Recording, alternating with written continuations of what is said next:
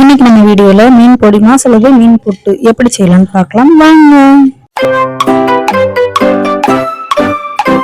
Hello friends, welcome to our channel. காரசாரமான புதுவிதமான dish இன்னைக்கு செய்யலாம் வாங்க. இன்னைக்கு இந்த மீன் தான் நல்லா பீஸா வாங்கிட்டு வந்திருக்காங்க.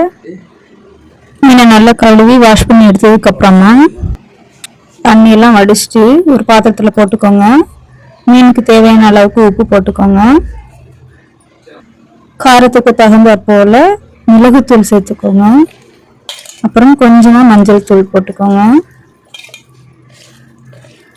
இப்போ நல்லா மிக்ஸ் பண்ணி விடுங்க. எல்லாமே மசாலா எல்லாம் எல்லா மீன்லையும் படுற மாதிரி நல்லா மிக்ஸ் பண்ணி விடுங்க.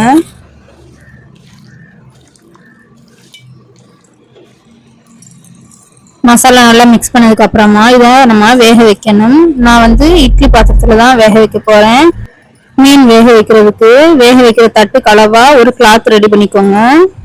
இப்போ இந்த கிளாத்தை நல்லா வாஷ் பண்ணி தண்ணி இல்லாம இருக்க புழிஞ்சி அந்த தட்டு மேல விரிச்சுக்கோங்க. விரிச்சுட்டு நம்ம ரெடி பண்ணி வச்சிருக்கிற அந்த மீனை அந்த தட்டு மேல எல்லாத்தையும் நேரம் அடுக்கி வச்சுட்டு அடுப்புல இட்லி வேக வைக்கிற பாத்திரத்துல தண்ணி ஊத்தி கொதிக்க விட்டுருக்கேன் பாருங்க. இப்ப அந்த பாத்திரத்து மேல நாம ரெடி பண்ணி வச்சிருக்கிற அந்த பிளேட்டை தூக்கி வச்சு வேக வைக்கலாம். மீன் ஒரு 5 to 10 மினிட்ஸ்லயே வெந்துருச்சுன்னா பாத்திரத்து மேலேயே நல்லா ஆவி வெளியில வரும், ஸ்மெல்லு நல்லா வரும். ஓபன் பண்ணி லைட்டா டச் பண்ணி பார்த்தாலே தெரியும். ஓரளவுக்கு நமக்கு வெந்த கன்சிஸ்டன்சி நல்லாவே தெரியும். இப்போ ஃபிஷ் நல்லா வெந்துருச்சு. குழந்தைங்களுக்கு ஆயில் இல்லாம நாம கொடுக்கணும்னு நினைச்சோம்னா இந்த மாதிரி வேக வச்சு கூட குழந்தைங்களுக்கு கொடுக்கலாம். இதை நம்ம ஒரு பிளேட்டுக்கு மாத்தி நல்லா ஆற வச்சு எடுத்துக்கிடலாம். நெக்ஸ்ட் அடுப்பு ஒரு பாத்திரத்தை வச்சுக்கோங்க. நான் இன்னைக்கு மண் பாத்திரத்துல தான் செய்ய போறேன். பாருங்க, இப்ப மண் சட்டி நல்லா சூடாயிருச்சு. ஒரு 2 ஸ்பூன் ஆயில் சேர்த்துக்கோங்க. ஆயில் ஹீட் ஆனதும் இஞ்சி பூண்டு விழுது நான் நல்லா தட்டி வச்சிருக்கிறேன். அதையும் சேர்த்துட்டு ஒரு பெரிய சைஸ் வெங்காயத்தை நான் பொடியா கட் பண்ணி வச்சிருக்கிறேன். அதையும் சேர்த்துட்டு நல்லா மிக்ஸ் பண்ணி விட்டுக்கணும். வெங்காயம் ஓரளவுக்கு கண்ணாடி பதத்துக்கு வந்தா மட்டும் போதும். கருவேப்பிலை இருந்தால் கூட கருவேப்பிலை சேர்த்துக்கோங்க.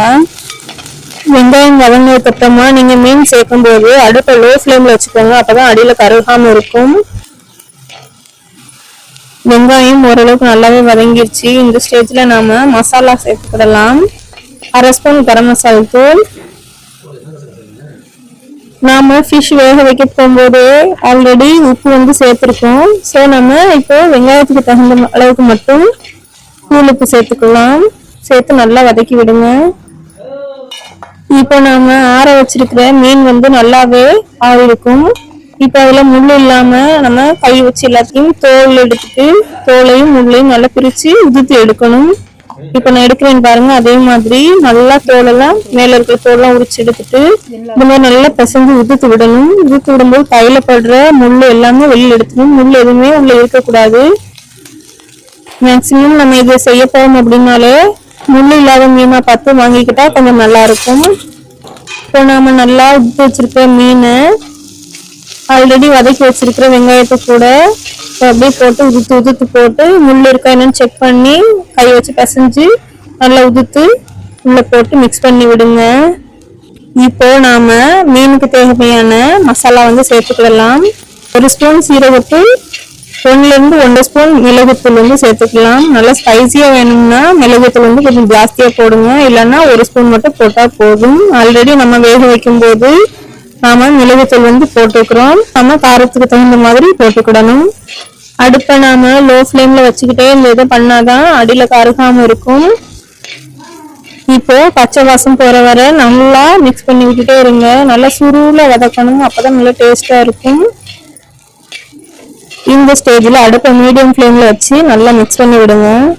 நான் மண் பாத்திரத்துலதான் சமைக்கிறதுனால எனக்கு ஆல்ரெடி பாத்திரம் நல்லாவே ஹீட்டா இருக்கு. இந்த ஸ்டேஜ்ல நீங்க டேஸ்ட் பார்க்கணும் பார்த்துக்கோங்க. காரம் உப்பு ஏதாவது சேர்க்க வேண்டியது இருந்தால் சேர்த்துக்கோங்க. சேர்த்துட்டு நல்லா மிக்ஸ் பண்ணி சுருளா வதக்கி விடுங்க. நீங்க மீன் இது வரைக்கும் இந்த மாதிரி ட்ரை பண்ணி பார்க்கல அப்படின்னா இந்த ஒரு டைம் ட்ரை பண்ணி பாருங்க. உங்களுக்கு இந்த டேஸ்ட் ரொம்பவே பிடிக்கும். இப்போ நாம கொத்தமல்லி இலையை பொடி பொடியா கட் பண்ணி இந்த ஸ்டேஜ்ல மேலே தூவி விட்டு கிளறி விட்டுக்கோங்க. நீங்களும் இதே மாதிரி ட்ரை பண்ணி பாருங்க. வீட்டில் இருக்க எல்லாருக்குமே இந்த டேஸ்ட் ரொம்ப பிடிக்கும், கேட்டு வாங்கி சாப்பிடுவாங்க. நீங்க மீன் வாங்கும்போது ஓரளவுக்கு முள் இல்லாத மீனா பார்த்து வாங்கிட்டீங்கனாலே ரொம்பவே பெட்டரா இருக்கும். மீன்னாலே முள்ளா இருக்கும் அப்படின்னு சொல்லிட்டு சில குழந்தைங்கலாம் மீன் சாப்பிட மாட்டாங்க. அவங்களுக்காக இப்படிலாம் ட்ரை பண்ணி பாருங்க, குழந்தைங்க நம்ம சாப்பிட வைக்கலாம். நீங்களும் திரும்ப திரும்ப செய்யணும்னு ஆசைப்படுவீங்க. உங்களுக்கும் இந்த டேஸ்ட் ரொம்ப பிடிச்சிருந்துச்சு அப்படின்னா கமெண்ட் பண்ணுங்க, லைக் பண்ணுங்க, அப்படியே ஷேர் பண்ணுங்க. அவ்வளவுதான் ஃப்ரெண்ட்ஸ், இப்போ நான் செஞ்ச மீன் பொடி மாஸ் இல்லைன்னா மீன் புட்டு எப்படினாலும் வச்சுக்கலாம். இப்போ ரெடி ஆகிடுச்சு. உங்களுக்கு நான் போடுற வீடியோலாம் ரொம்ப பிடிச்சிருந்துச்சு அப்படின்னா என்னோட சேனலை சப்ஸ்கிரைப் பண்ணிக்கோங்க, சப்போர்ட் பண்ணுங்க. தேங்க்ஸ் ஃபார் வாட்சிங்.